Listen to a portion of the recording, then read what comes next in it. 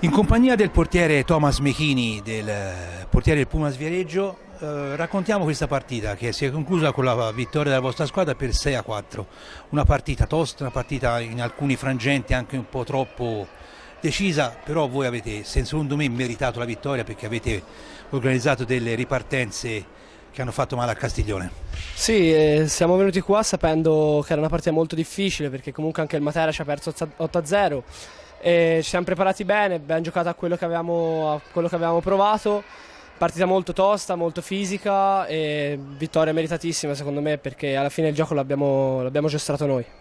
Anche se in alcune circostanze gli attaccanti del Castiglione hanno cercato le conclusioni, però te sei stato pronto nelle ribattute, anche la difesa si è chiusa molto bene, avete avuto delle ripartenze che hanno portato a delle segnature. Quindi vittoria meritata, ora ci alleniamo in settimana perché il prossimo impegno? Sarzana, il prossimo impegno è Sarzana in casa loro, sarà molto difficile e faremo il più possibile per portare i 3 punti a casa. Io penso che se però giocate così la possibilità di vincere la partita c'è. Se giochiamo così secondo me si può vincere contro tutti, non ci sono... quando giriamo così veloci, quando giriamo la palla così non c'è nessuno che secondo me ci può fermare. Bene, ringraziamo il portiere Thomas Mechini del Pumas Viareggio e